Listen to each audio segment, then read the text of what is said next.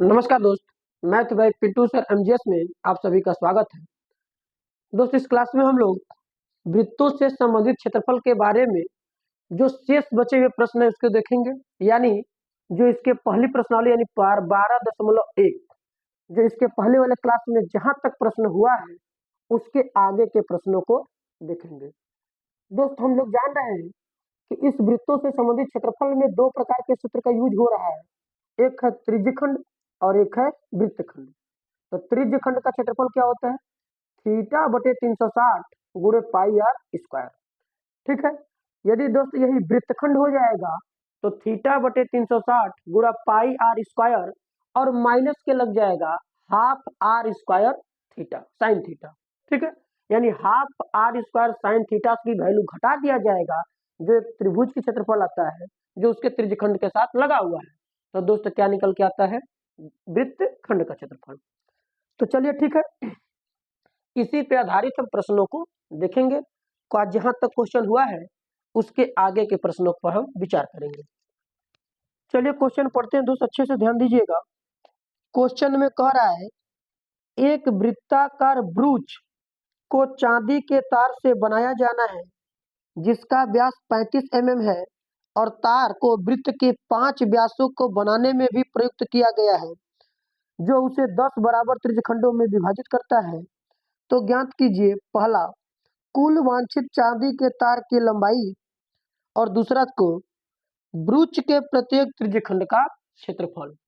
यानी दोस्त हमारे पास यहाँ एक चांदी के तार से एक ब्रूच बना रहा है, ब्रूच जिसको सर्किल के रूप में होता है, जैसा कि हम लोग अपने साइकिल की रिंग को जानते हैं, कुछ उस प्रकार की आकृति बनी हुई है। आप इसको ध्यान दे सकते हैं, चित्र आपका ये वाला है, हम इस चित्र को बनाते हैं, आपकी भी बुक्स में होंगे। तो चलिए हम पहले बनाते हैं चित्र को। और दोस्त चित्र हमारा कुछ इस प्रकार का साइकिल का रिंग, ठीक है। और क्वेश्चन में कह रहा है कि इसमें 5 व्यास लगे हुए हैं। कितने व्यास लगे हुए हैं? 5। तो एक व्यास में कितनी त्रिज्या होती है दोस्त? कहेंगे एक व्यास में सर 2 त्रिज्याएं होती हैं। तो बताइए 2 त्रिज्याएं अगर लगी हुई है तो 2 5 ठे में लग के कितना हो जाएगा सर? 10। 1 2 3 4 5 6 7 8 ही हुआ। इधर से एक हम और काट देते हैं दोस्त। अब देखने में आपको ये थोड़ा छोटा बड़ा दिख रहा होगा, लेकिन आपको ध्यान ये नहीं देना, सभी आपस में बराबर बराबर है। ठीक है, अब क्वेश्चन में कहा है कि जिसका व्यास 35 mm है यानी हम लिख सकते हैं कि दिया है व्यास बराबर 35 mm। कहेंगे सर बिल्कुल क्लियर है। अब बताइएगा दोस्त, अगर व्यास किसी चीज की 35 है तो त्रिज्या r की वैल्यू क्या हो जाएगी सर? 35 का आधा। यानी हम जानते हैं कोई भी जो त्रिज्या होगी वो व्यास की आधी होती है। ठीक है, बिल्कुल। अब यहाँ से कह रहा है 10 बराबर त्रिज्यखंडों में विभाजित किया गया है। तो पहला को बोल रहा है कुल वांछित चांदी के तार की लंबाई ज्ञात कीजिए। क्या दोस्त निकालना है? इसमें जो बनाने में चांदी का तार लगा है इसकी माप हमको बताना है कि कितना चांदी का तार लगेगा। ठीक है दोस्त, तो बताइए जब ये ब्रूच बनाया गया है तो पहला तो कंडीशन ये है कि सर इसका सर्किल भी तार से बनाया गया, क्वेश्चन में कहा है। तो पहले तो इसके सर्किल में यानी वृत्त में हमारा चांदी का तार लगेगा, तो वृत्त की लंबाई यानी परिधि होगी। कहेंगे बिल्कुल सर। तो आप बताइएगा सर वृत्त में की परिधि क्या होगी? कहेंगे सर 2 पाई आर। ठीक है, तो पहला क्वेश्चन हम निकालते हैं कुल तार की लंबाई। कहेंगे सर चांदी नहीं लिख रहे, कोई बात नहीं, इसमें तार ही है, आप तार को ही समझिए। कुल जो तार की लंबाई निकल रही है सर यहाँ पे पहले 2 पाई आर, यानी सर्किल में तार लग गया। कहेंगे बिल्कुल सर। अब बताइएगा यहाँ पे व्यास यानी जो तीली ऐसे ऐसे खींचा गया है तो इसमें भी तार लगेगा कि नहीं लगेगा? कहेंगे सर इसमें भी लगेगा। अब इसमें लगेगा तो कहेंगे कितना लगेगा? अगर आप केंद्र से की देखते हैं, इधर ऐसे ऐसे गिनेंगे तो केंद्र से जो त्रिज्याएं जाती हैं उसमें हमारा 10 ठो नजर आ रही है, यानी 10 गो त्रिज्या लगी है। बिल्कुल क्लियर है। और नहीं, अगर देखिए तो व्यास हमारे पास कै ठे खींचा था? प्रश्न में कहा था सर व्यास 5 ठे है, यानी 5 व्यास। हिंदी पहले हम लिख देते हैं, यानी 5 गुणे व्यास। इसमें कोई दिक्कत? कहेंगे नहीं सर। अगर 10 ठे लगी होगी तो 10 ठे त्रिज्या यानी 10 आर कह दीजिए। क्यों? क्योंकि एक व्यास में 2 त्रिज्याएं होती हैं। आप त्रिज्या के सापेक्ष निकालना जानते हैं तो ध्यान दीजिए कि त्रिज्या गिनिए इसमें कितनी है, हो जाएगा। नहीं तो व्यास गिन लीजिए क्योंकि उसमें तीली लगी हुई है। तो दोस्त हम यहाँ पे 82 लिख दिए हैं, आप डायरेक्ट मान कर सकते हैं। ठीक है, अब हम ध्यान दे देंगे सर 2 पाई आर है, तो 2 गुणा पाई का मान 22/7 और आर का मान हमारे पास आया है 35/2 प्लस के 5 गुणा व्यास। सर व्यास हमारे पास कितना था, 35 था। अब इसको कैलकुलेट करेंगे तो 2 से 2 कट जाएगा और 7 से अगर 35 को काटेंगे तो 5 बार और 22 में 5 का गुणा करेंगे तो 22 5 110 प्लस 5 का गुणा 35 में करेंगे तो 35 5 पौने 200 यानी 175 होता है। 35 5 175 और दोस्त 175 को जब 110 में जोड़ा जाएगा तो 285 निकल के आएगा। यानी इस चांदी के तार से अगर इस ब्रूच को बनाना होगा जिसमें 5 व्यास लगेंगे, जिसकी लंबाई यदि 35 है तो 285 लंबा हमें तार चाहिए। यानी आपने देखा कि सर जब भी कोई बनेगा तो पहले सर्किल में बनेगा, इसके बाद आपको उसमें तीली लगानी पड़ेगी। तो सबकी लंबाई जोड़ दीजिए, जो सबकी लंबाई है वही तो कुल तार की लंबाई है। कहेंगे बिल्कुल सर। अब ये दोस्त इसको याद लिखेंगे। अब ध्यान दीजिएगा, सबसे बड़ी बात तो ये कह रहा है क्वेश्चन नंबर सेकंड पार्ट में कि इसके प्रत्येक त्रिज्यखंड का क्षेत्रफल बताइए। क्या बताना है, प्रत्येक त्रिज्यखंड। तो दोस्त ध्यान दीजिए, बीच में हमारा केंद्र है। कहेंगे बिल्कुल सर। अब बताइए यहाँ से अगर प्रकार गढ़ा के ऐसे बनाएंगे तो त्रिज्यखंड बन रहा है कि नहीं बन रहा है। कहेंगे बिल्कुल सर। आज जब ये त्रिज्यखंड बन रहा है तो हम जानते हैं कि त्रिज्यखंड के क्षेत्रफल के लिए हमको केंद्र का कोण चाहिए और त्रिज्या आर का मान चाहिए। बिल्कुल सर, आर का तो मान निकल गया है लेकिन केंद्र का कोण नहीं निकला है। कहेंगे सर केंद्र की कोण पर बात करनी है, तो चलिए हम केंद्र की कोण पर बात करते हैं।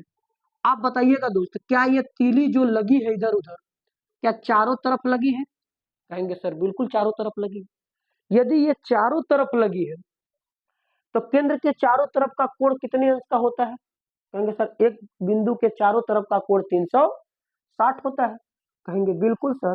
आप बताइए, जब इसमें त्रिज्यखंड बराबर बराबर कटा गया 5 व्यास से तो त्रिज्यखंड को गिनिए कितने लगे, 1 2 3 4 5 6 7 8 9 10, यानी इसमें 10 त्रिज्यखंड बन रहे हैं। कितने बन रहे हैं, 10 ठो। अगर दोस्त 10 ठे त्रिज्यखंड बन रहे हैं और क्वेश्चन में सीधा कर दिया बराबर बराबर त्रिज्यखंड है तो 10 का केंद्र का कोण बराबर होगा कि नहीं होगा। कहेंगे सर 10 का केंद्र कोण बराबर होगा, यानी 360 में 10 लोग बराबर बराबर बांटेंगे।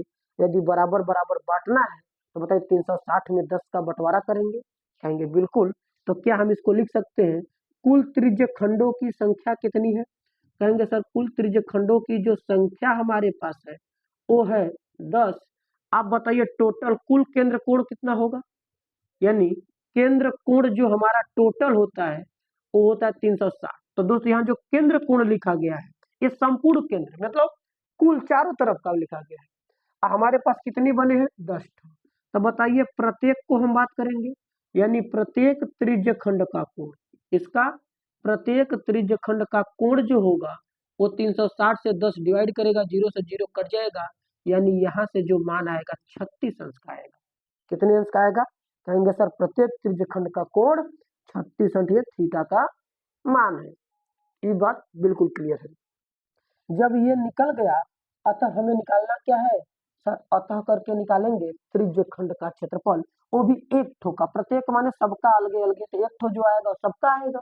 कहेंगे अतः प्रत्येक त्रिज्यखंड का क्षेत्रफल, प्रत्येक त्रिज्यखंड का क्षेत्रफल, जो क्षेत्रफल होगा वो थीटा बटे 360 गुणा पाई आर स्क्वायर होगा। कहेंगे बिल्कुल सर। थीटा का मान 36 अंश 360 गुणे पाई का मान 22/7 और त्रिज्या आर का जो मान है वो निकल के आया 35/2 गुणे 35/2। अब इस 36 से अगर 360 को काटेंगे तो 10 बार में। कहेंगे बिल्कुल सर।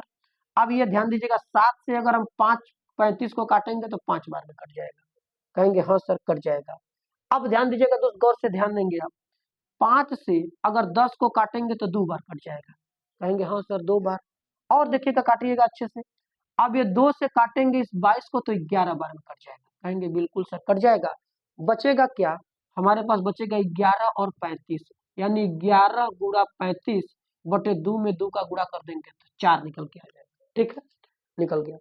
और दोस्त ये ध्यान दीजिएगा 11 का गुणा हम 35 में लिखेंगे करेंगे तो 11 का गुणा 35 में करेंगे तो 11 5 55 के 5 ऐसे लगेगा 5, और 11 3 33 5 38 बटा के 4 होगा। कहेंगे हाँ सर बिल्कुल यही आएगा, यानी 385 बटे 4 ही सिर्फ छोड़ दीजिए, या इसको आप डिसिमल पॉइंट में भाग दे दीजिए। यदि 4 से हम भाग दे रहे हैं तो 4 9 36 बचेगा आपके पास, 2 हो जाएगा 25, 4 6 24 बचेगा 1, दशमलव देंगे 10 हो जाएगा, 4 दूना के 8 बचेगा हमारे पास 2, और 2 है तो दशमलव के साथ कितना बनेगा सर 20, अगर दशमलव के साथ हमारे पास 20 है, 4 5 20, यानी 96.25 मिमी स्क्वायर। दोस्तों यही हमारा आंसर आएगा। इस क्वेश्चन को आपने ध्यान से देखा कि इस क्वेश्चन में हमको 2 पार्ट दिया था।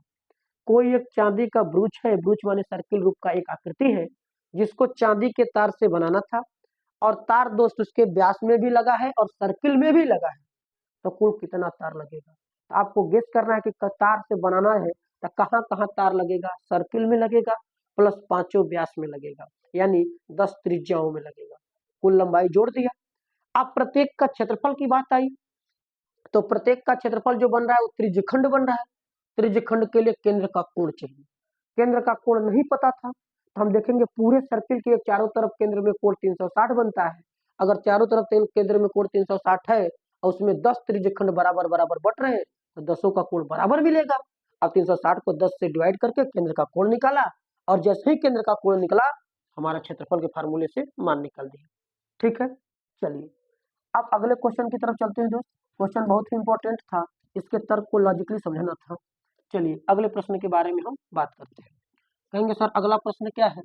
अगला प्रश्न भी कुछ इसी प्रकार से है। अब हम देखते हैं कि अगला प्रश्न क्या है दोस्त। अगला प्रश्न हमारे पास कह रहा है,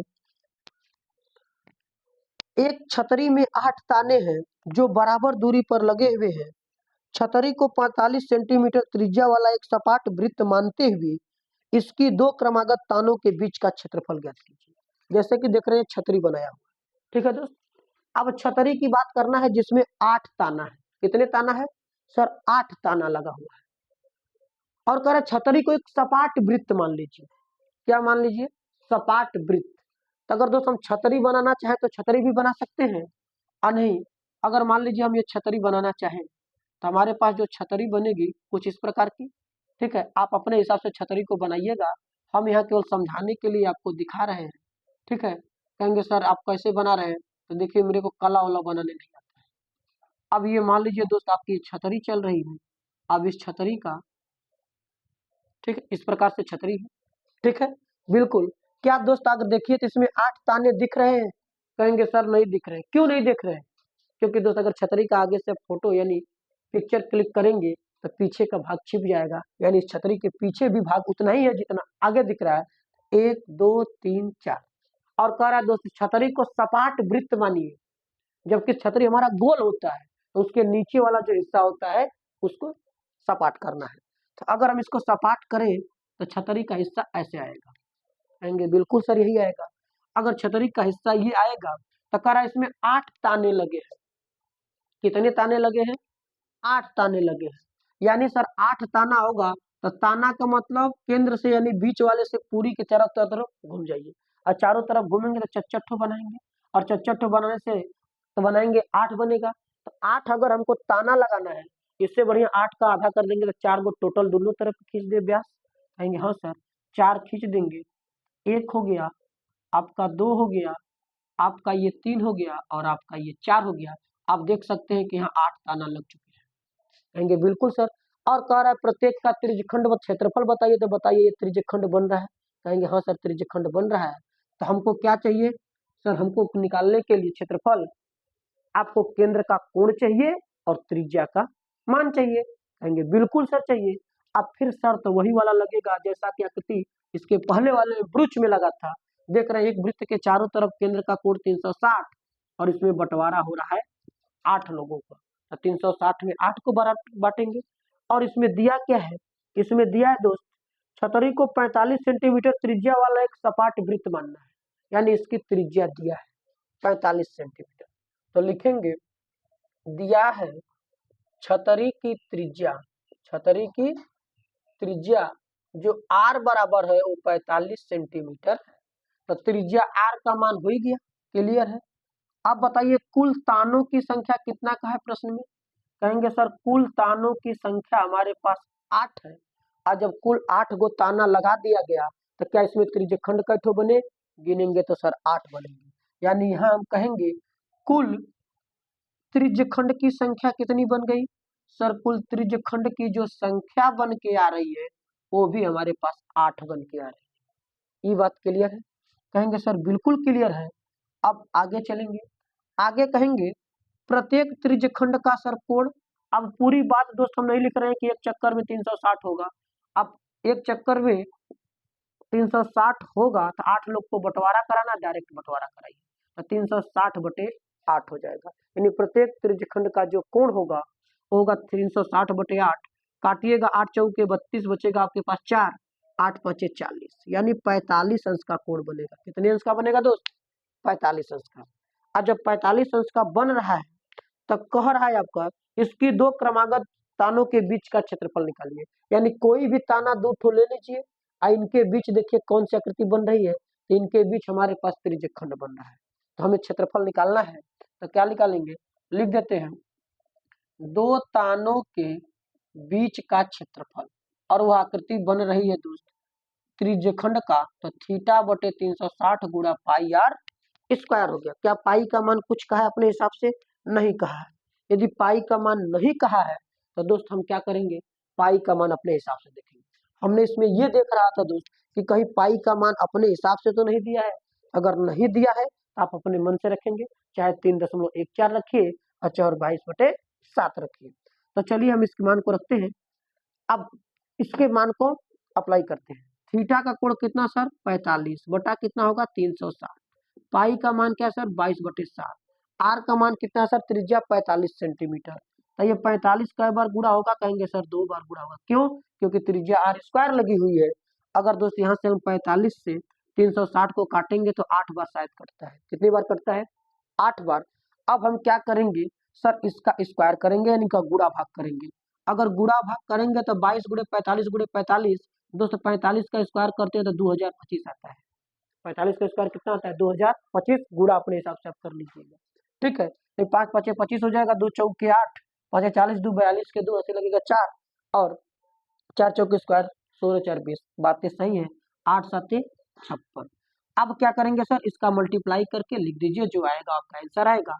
22 का गुणा 5 में करेंगे, 22 5 110 के 0 ऐसे लगेगा 11, 22 दूना 44, 11 55 के 5 ऐसे लगेगा आपके पास 5, और 22 में 0 गुणा करेंगे 0, 5 को जोड़ेंगे 5, और 22 दूना के 44, 44,550/56 सेंटीमीटर स्क्वायर ही आंसर छोड़ दीजिएगा।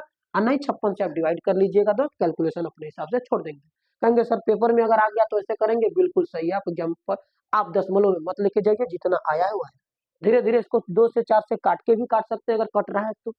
ठीक है, तो हमने यहाँ क्या देखा कि कोई छतरी थी जिसमें 8 ताने लगे हुए थे, और इस 8 तानों के में 2 तानों के बीच का क्षेत्रफल निकालना था।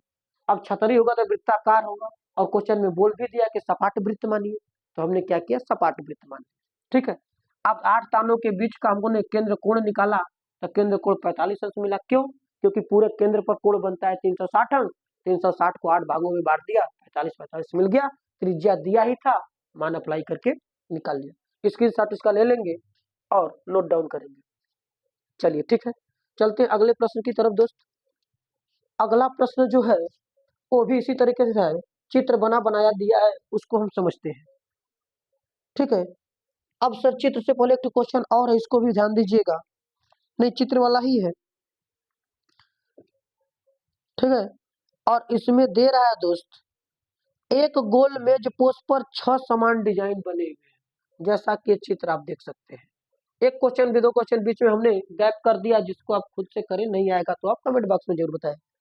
अब ध्यान दीजिए, कह रहा है कि एक वृत्ताकार गोल मेज पर पोस्ट पर 6 समान डिजाइन बने हुए हैं, जैसा कि आकृति में दर्शाया गया है।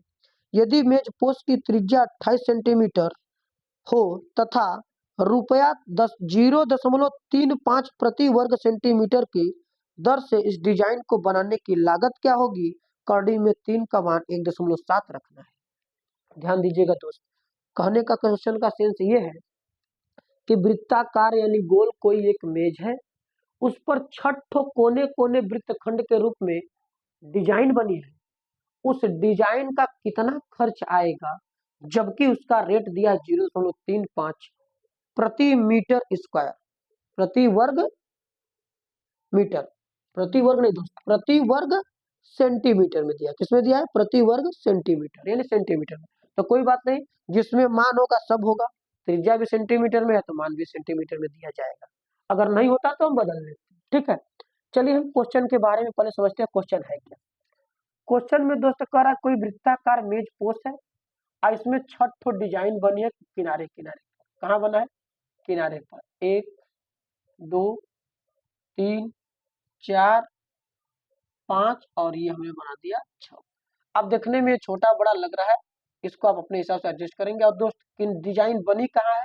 डिजाइन देखिए हमने ये छायांकित कर रहा है, इस छायांकित भाग में डिजाइन बनी है, यानी जो काम हुआ है इस पर हुआ है, ठीक है। इसके काम को हम क्या करेंगे, बात ध्यान देंगे, ठीक। अब यहाँ से हम क्या करेंगे, इसके डिजाइन को ड्रा कर दिया और ये डिजाइन का जो है हमको क्षेत्रफल बताना है दोस्त। अब ध्यान देंगे, डिजाइन अपने हिसाब से आप सेट कर लेंगे, बना लेंगे। डिजाइन कैसे बनी है? ये डिजाइन बनी है और ये 6 ठो बनी है। कै ठो बनी है दोस्त? 6 ठो। और कह रहा है इसकी त्रिज्या, तो वृत्त का केंद्र कहीं ना कहीं होगा, कहेंगे हाँ सर। अब बताएंगे अगर वृत्त का केंद्र ये है तो दोस्त जो ये किनारा भुजा का गया है सब केंद्र से मिला सकते हैं कि नहीं, कहेंगे सर मिला देंगे। मिला दीजिए। अगर हम मिला देते हैं तो बताइए ये केंद्र के चारों तरफ की बात हुई कि नहीं हुई, कहेंगे सर बाकी जो केंद्र के चारों तरफ है बाकी बात हो चुकी है, केंद्र के चारों तरफ इसमें बना हुआ है। तो आप बताइए कोई भी चाहे त्रिज्य खंड बने चाहे वृत्त खंड बने, हमको केंद्र का कोण चाहिए, कहेंगे हाँ सर चाहिए। तो केंद्र का कोण कैसे निकालेंगे? अभी इसके 2 प्रश्नों में हमने अगले वाले देखा कि जब केंद्र का कोण नहीं पता है, चारों तरफ की बात कर रहा है, तो केंद्र का जो कोण होगा चारों तरफ बटेगा, बराबर बराबर का है, बराबर बराबर बटेगा। इसमें कितने भाग बने हैं? 6 भाग। अगर 6 भाग बटा है तो केंद्र का कोण कै भाग में बटेगा? 6 भाग में। पहले लिखेंगे दोस्त, दिया है त्रिज्या किसका, मेज पोस्ट का, चाहे डायरेक्ट आप केवल त्रिज्या लिखिए। त्रिज्या आर बराबर आपको दिया है, मान को देख लेते हैं, 28 सेंटीमीटर। कितना दिया है दोस्त? 28 सेंटीमीटर। और बताइए हम जा रहे हैं, हमसे पूछा है कि कुल का क्षेत्रफल निकालना है। अब कुल का क्षेत्रफल बताइए 6 का कैसे निकालेगा? 6 तो बराबर है, हाँ सर बराबर है। तो क्या हम एक ठोक के क्षेत्रफल में यदि 6 का गुणा कर दें तो 6 राशि का यानी 6 वृत्तखंड का क्षेत्रफल निकल जाएगा कि नहीं निकल जाएगा? कहेंगे बिल्कुल से निकल जाएगा। आप कहेंगे सर वृत्तखंड कैसे हुआ? तो आप देख रहे हैं त्रिज्य खंड है, लेकिन हमारे पास क्या है, वृत्तखंड में एक जीवा के अंदर कोण, जो छायांकित भाग है वो कहाँ है? जीवा के अंदर है। यानी अगर कोई वृत्तीय है तो इस प्रकार से अगर दोस्त काम हो रहा है तो ये क्या होता है, कहेंगे सर वृत्तखंड होता है। तो देखिए ध्यान से, कोण पे जो काम हमारा हो रहा है वृत्तखंड पे, इसी पे हो रहा है, इसलिए आकृति वृत्तखंड है। चलिए तो अब हम निकालने जा रहे हैं केंद्र कोण। आप बताइए केंद्र कोण क्या होगा, वो भी प्रत्येक का, यानी प्रत्येक का केंद्र कोण जो होगा 360/6 लोग बांटेगा, 6 छहा के 36 यानी 60 अंश चलेगा। कहेंगे हाँ सर बिल्कुल चल रहा है। अब हमसे पूछ रहा है कि इस पे डिजाइन बनाया गया, पैसा देना है। तो बताइए जब डिजाइन 6 पर बनाया गया है तो काम जब 6 पर हुआ तो 6 के एरिया नापेगा मिस्त्री जो आएगा, कारीगर जो आएगा, कहेंगे हाँ सर बिल्कुल आएगा। यानी 6 डिजाइन का क्षेत्रफल, कितने डिजाइन का, तो लिखेंगे 6 डिजाइन का क्षेत्रफल। 6 डिजाइन का क्षेत्रफल जो होगा 6 गुणा, अब क्या करेगा सर, मान भरेगा। कैसे सर होगा, हमारा सूत्र क्या, θ/360 गुणा pi are square minus half are square sine theta. क्या वृत्तखंड का यही क्षेत्रफल होता है? हाँ सर। इसमें कड़ी में 3 आएगा, मान रखना 1.7, कोई बात नहीं। अब ध्यान दीजिए 6 गुणा, हमने बोला आगे वाले प्रश्नों में बताया कि जब कभी एक ही राशि 2 जगह दिखती हुई नजर आए, 2 से अधिक जगह है, उनमें से कॉमन निकाल लेंगे।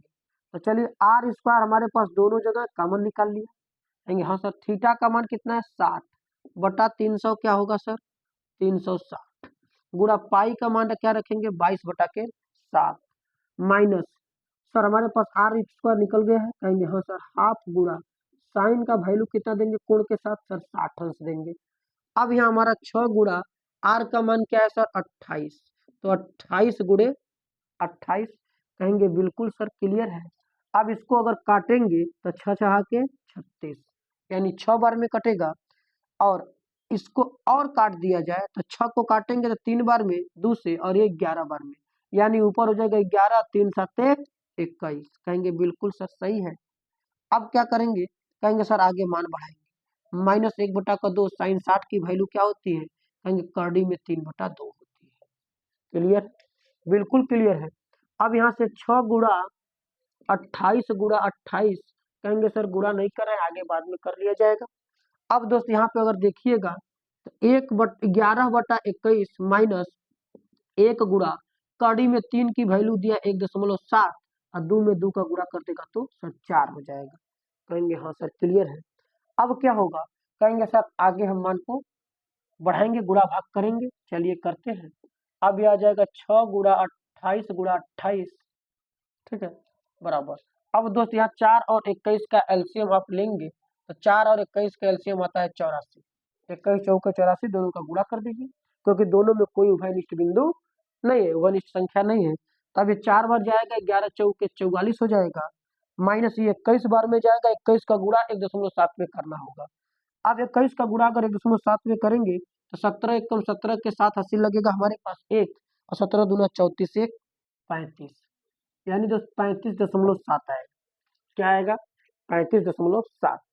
अब हम क्या करेंगे सर, 6 गुणा 28 गुणा 28 गुणा, आपको ध्यान देना है, इसको क्या करेंगे, इसको घटा के मान निकालेंगे।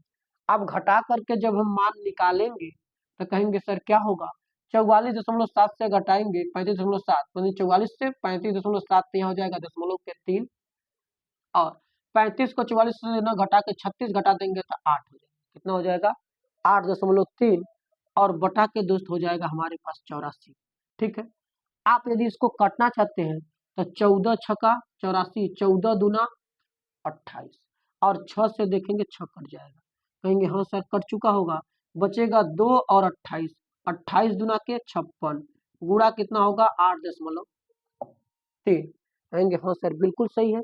अब दोस्त आप 56 का 8.3 में गुणा करेंगे और मान को निकालेंगे जो सेंटीमीटर स्क्वायर में आएगा, कहेंगे क्या आएगा, हम 56 का 83 से गुणा कर दे रहे हैं, 2 3 छक्का 18, 3 5 15 1 16, 8 छक्का 48 के 8 से लगा 4, और 8 5 40 4 44, 8 हो जाएगा 8 6 14, 4 1 5 1 6 46 48, यानी ये आ रहा है 400, ये 464.48 सेंटीमीटर स्क्वायर, अर्थात ये हमारा एरिया निकल के आ गया।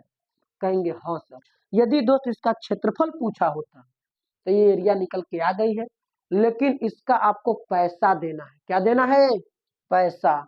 तो आपको लिखेंगे चूंकि 1 सेंटीमीटर स्क्वायर का दाम यानी जो खर्च है वो है आपका 0.35 रुपया, तो बताइए जितना सेंटीमीटर आया है हम क्या करेंगे, उतने का गुणा करेंगे, यानी 464.8 सेंटीमीटर स्क्वायर का जो दाम होगा 0.35 गुणे 464.8, इसका दोस्त गुणा करिएगा, और 2 अंक इसका दशमलव, 1 अंक इसका दशमलव, 3 अंक पर लगा दीजिएगा, जो आएगी रकम वो रुपया में है, वही जो आपका आंसर है। हो सकता है दशमलव के बाद वाला वैल्यू क्वेश्चन वाला दे न दे, यानी 1-2 पॉइंट इसको पूर्णांक में बना ले, आप इसको लगभग लिख देंगे, ठीक है, इसका मल्टीप्लाई आप कर लीजिएगा और ये आंसर है।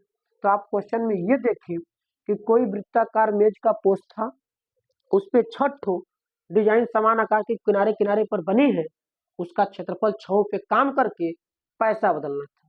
तो सर काम 6 पे हुआ है, एक के क्षेत्रफल में यदि 6 का गुणा कर देंगे तो 6 का क्षेत्रफल यानी 6 का आ जाएगा, और मान बंटवारा। सबसे बड़ी बात थी केंद्र को सीखना, केंद्र पर कोण कितना बना है अगर नहीं दिया है तो, यदि दोस्त काम चारों तरफ यानी आकृति चारों तरफ बनी है तो कुल केंद्र के चारों तरफ का कोण 360, जितनी आकृति बनी है उसमें उतने का भाग दे देंगे, केंद्र का कोण निकल के आ जाएगा, ठीक। चलते हैं हम क्वेश्चन आगे की तरफ, और दोस्त आगे में जो क्वेश्चन है एक बहुविकल्पी क्वेश्चन है, बहुत ही इंपॉर्टेंट है, जो OMR सीट पर आता है, तो आप ध्यान दीजिए, इसको अच्छे से समझते हैं, इसका स्क्रीनशॉट ले लीजिए और अपने नोटबुक में नोट डाउन करिए। चलिए दोस्त कहीं कहीं राइटिंग अगर नहीं समझ में आ रही है तो जो हम मुंह से बोल रहे हैं इस बात को आप ध्यान दीजिएगा और उसको अपने हिसाब से लिख लीजिएगा। ठीक है, चलिए चलते हैं। अगला लास्ट क्वेश्चन हमारे पास दिख रहा है। उस क्वेश्चन का मान बहुविकल्पी मान, यानी ओएमआर शीट पे बहुत बार पूछा जाता है ऐसे क्वेश्चन। इस क्वेश्चन को भी हम देखेंगे। तो चलिए, अब हमारे पास दोस्त कह रहा है जो बहुविकल्पी क्वेश्चन नंबर लास्ट है, त्रिज्या r वाले एक वृत्त के उस त्रिज्यखंड का क्षेत्रफल बताओ जिसका कोण p अंश है। यानी दोस्त हमारे पास दिया है, ये लिख सकते हैं r बराबर कैपिटल R, यानी त्रिज्या r की वैल्यू r है और केंद्र कोण थीटा बराबर हमारे पास p अंश है। तो पूछा है त्रिज्यखंड का क्षेत्रफल, त्रिज्यखंड का क्षेत्रफल। दोस्त अब हमारे पास केंद्र का कोण दिया है और r दिया है, तो हल करेंगे तो क्षेत्रफल बराबर क्या आता है त्रिज्यखंड का, सर थीटा बटे 360 गुणा पाई r स्क्वायर। अब हम मान भरेंगे। सर थीटा का वैल्यू कितनी है p बटे क्या होगा 360, पाई का मान सर पाई रहेगा, r का मान क्या होगा सर r स्क्वायर।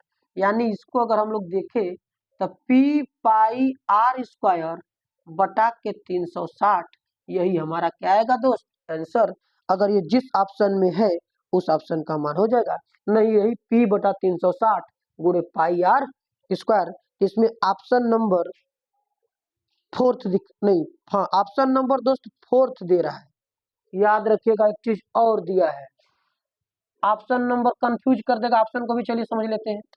पहला ऑप्शन दिया है p बटा 180 गुणे 2 पाई r, दूसरा ऑप्शन दिया है p बटा 180 गुणे पाई r स्क्वायर, और तीसरा ऑप्शन दोस्त दिया है p बटा 360 गुणे 2 पाई r, और चौथा ऑप्शन दिया है p बटा 720 गुणे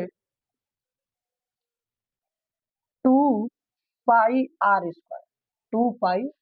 अब दोस्त हमको यहाँ बात देखना है कि कौन गलत है कौन सही है।